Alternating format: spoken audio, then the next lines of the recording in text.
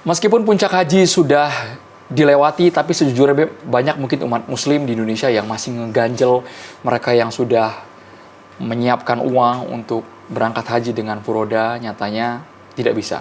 Ditutup sama sekali. Banyak orang-orang yang mempertanyakan, kok kesannya informasinya mepet banget ya? 1 minggu sebelum masuk bulan Zulhijjah seingat kami. Tiba-tiba visa furoda ditiadakan, Beb. Apakah tahun depan mereka harus sabar nunggu berangkat, atau ya udah refund aja total? Iya. Pertama ya, bahwa furoda itu kabarnya selalu di detik-detik akhir menjelang haji. Memang dari tahun ke tahun memang seperti itu.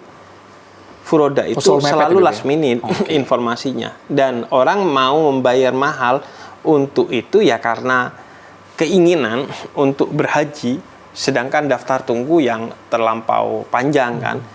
Karena itu tahun ini kemudian Kerajaan Arab Saudi melakukan pendisiplinan. Karena kan ini menyangkut kehusuan orang. Orang harus nyaman dalam beribadah agar bisa tertunjang kehusuannya. Yang kedua, ini betul-betul terkait nyawa. Saya sebagai petugas haji tahun 2023 melihat ini memang betul-betul jihad yang bisa membahayakan nyawa kita. Soal sederhana aja, dehidrasi. Itu bisa membunuh di sana. Belum lagi soal desak-desakan. Soal ini dan itu, banyak sekali persoalan yang bisa membahayakan jiwa seseorang. Karena itu pendisiplinan itu menjadi sesuatu yang bisa kita pahami dan justru kita dukung. Dan ini demi keselamatan ibadah yang dilakukan oleh setiap muslim. Karena itu jangan hanya berpikir tentang ya saya jadi gak berangkat haji, keuntungan sekian jadi lewat dari kita dan lain sebagainya. Ini soal nyawa, sesuatu yang sakral, bukan hanya dalam pandangan Islam, tapi pandangan kemanusiaan. Ini adalah sesuatu yang sakral. Karena itu pendisiplinan ini perlu didorong, perlu kita apresiasi agar jadi demi kebaikan, keamanan dan kenyamanan semua pihak. Dan mari kita memberi waktu untuk merefleksikan bagaimana sejarah Haji Furoda itu sendiri. Bahwa sekarang seringkali udah bergeser dari visi awal Haji Furoda itu sendiri. Haji Furoda itu awalnya adalah disebutnya juga mujamalah, haji diplomasi, yaitu diberikan oleh Kerajaan Arab Saudi sebagai kehormatan untuk orang-orang terhormat karena telah berdedikasi dalam sesuatu yang terhormat. Jadi itu dulu dari Kerajaan Arab Saudi diberikan untuk orang yang telah memberikan dedikasi untuk nilai-nilai keislaman, kemanusiaan. Misalnya mereka yang telah menjadi guru puluhan tahun dalam keislaman, atau mereka telah berkontribusi dalam membangun bangsanya melalui jalur keislaman dan lain sebagainya. Mereka kemudian karena dedikasinya diberikan kehormatan untuk menjadi tamu terhormat Kerajaan Arab Saudi guna berhaji. Ini mirip visa undangan kerajaan, beda? Sekarang menjadi visa undangan kerajaan akhirnya kan. Dulu visa furoda itu visa mujamalah juga disebutnya, visa diplomasi Kerajaan Arab Saudi. Sekarang akhirnya sudah bergeser, diberikan oleh travel yang mendapatkan jatah dari Kerajaan Arab Saudi. Bukan bagi mereka yang berdedikasi, tapi mereka yang mampu membeli. Dan yang berangkat bukan orang yang terhormat karena telah memberikan kontribusi bagi agama, bangsa, dan kemanusiaan, tapi orang yang kaya karena bisa membayar visa itu. Karena itu mari kita jadikan ini renungan bersama untuk mengembalikan segala sesuatu itu pada proporsionalitasnya, pada hitohnya. Furoda apa dulu motifnya, kembalikan. Apa tujuannya, kembalikan. Sebagaimana kita mengembalikan tujuan dan latar belakang haji kita, betul-betul ingin kurbatan mendekatkan diri kepada Tuhan. Ada keadaan yang memang tidak bisa kita paksakan, ya Bib. Sama seperti halnya dengan Hari Raya Kurban. Di Indonesia kan kita biasanya kalau sapi 7 orang ya, teman-teman. Ya. Kalau sapi ya, kalau kambing 1 ekor kambing. Ekor kambing 1 orang. 1 orang.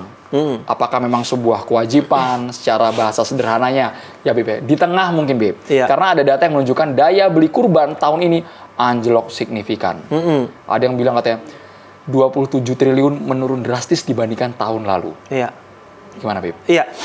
Pertama Idul Adha itu memang disebutnya hari raya kurban. Secara bahasa, Dhoha itu artinya berkurban, berkorban. Berkorban tentu beda dengan korban ya.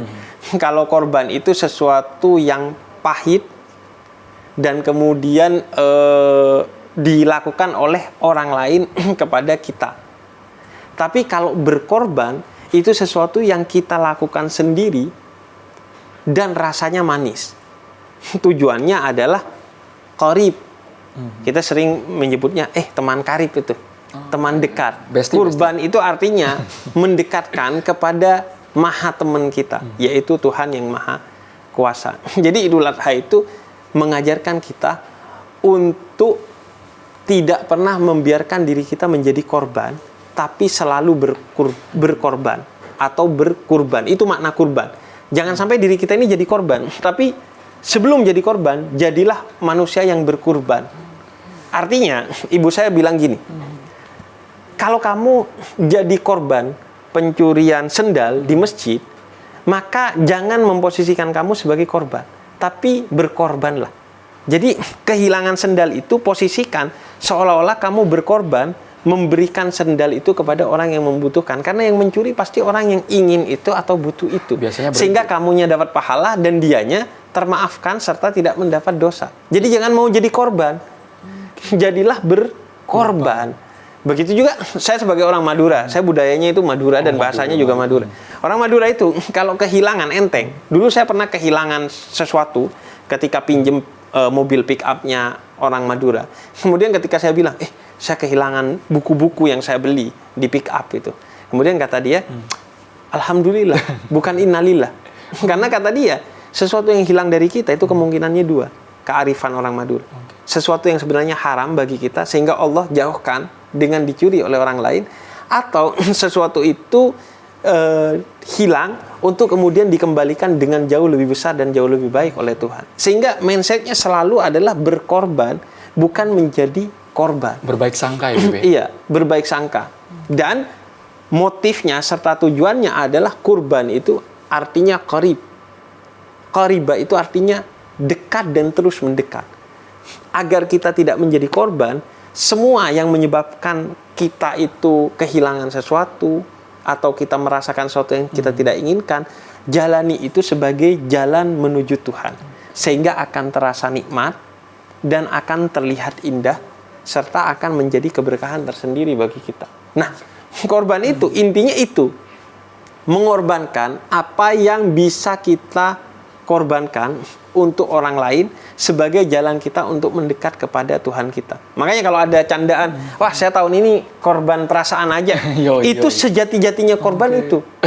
Karena dulu itu yang disembelih oleh Nabi Ibrahim itu kan putra tercintanya. Nabi Ismail itu putra yang udah lama ditunggu. Kemudian lahir cinta banget Nabi Ibrahim kepada Nabi Ismail. Maka Allah menyampaikan kepada Nabi Ibrahim melalui mimpi pesan, kecintaanmu kepada keluargamu itu jangan sampai membuat sama dengan kecintaanmu kepadaku, apalagi menomorduakan kecintaanmu kepadaku. Maka diuji oleh Allah, coba sembelih. Karena Nabi Ibrahim pecinta Allah yang sejati, beliau sembelih dan digantikan dengan domba sebagai simbol bahwa Tuhan dalam Islam bukan sesembahan yang haus darah. Karena itu tidak boleh ada teror, kekerasan atas nama Tuhan. Jadi kalau versi Habib, manfaat berkurban dari sudut pandang seorang Habib Ja'far seperti apa, Habib? Pertama adalah sebagai simbol pengorbanan kita kepada Tuhan dengan menomorsatukan Tuhan ketimbang yang lainnya, termasuk anak, istri, suami, pasangan, dan lain sebagainya. Setiap kita Ibrahim punya Ismail. Ismail sesuatu yang menghalangi kita untuk mendekat kepada Tuhan. Bisa anak, bisa istri, bisa suami, bisa jabatan, bisa harta, mati-matian nyari harta, nyari jabatan, hingga mencuri, hingga melegalkan segala cara, maka itu yang dikorbankan. Yang kedua adalah sifat kebinatangan dalam diri kita. Itu yang seharusnya disembelih oleh kita. Dan nilai lain adalah tentang empati kepada orang lain, berbagi kepada orang lain. Karena itu utamanya adalah jangan besar-besaran hewan kurban. Justru itu yang mau disembelih. Berat-beratan hewan kurban. Bukan itu, ya, bukan itu justru pesan utamanya. Yang harus disembelih justru perasaan-perasaan seperti itu. Justru perasaan merasa bangga dengan jabatan, dengan harta kita. Sehingga kalau jabatannya tinggi, sapinya harus setinggi jabatannya. Kalau duitnya banyak, sapinya harus Ngomongin seberat sapi agak sensitif nih, duitnya. guys, ya. Itu dia. Jangan itu. Justru itu yang mau disembelih. Perasaan sombong dengan jabatan, harta, dan lain sebagainya. Makanya kata Al-Quran, bukan daging dan darah hewan itu yang sampai kepada Tuhanmu, tapi ketakwaanmu, ketulusanmu dalam berkorban itu yang akan sampai kepada Tuhanmu. Jadi kalau Habib kurbannya apa? Sapi atau kambing? Sesaat lagi kita kembali. Oke. Setelah di one on one on the spot.